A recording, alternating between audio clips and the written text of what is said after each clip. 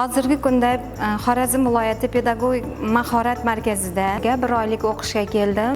Bu yerdagi professor, malakali o'qituvchilardan yangi bilimlar, yangi ko'nikmalarni oldim. Kecha yakuniy test attestatsiya jarayonlari bo'lib o'tdi. Bunda yuqori natijalarga erishdim. Mikrodars jarayonlari bo'lmoqda. Ustozlar bir-birini kuzatish jarayonida har biridan yangi metodlarni o'rganib, yangi metodlarni olib, kelgusida ish faoliyatimda yangi metodlarni o'zimning tumanima olib borib, o'quvchilarda qo'llayman degan umiddaman.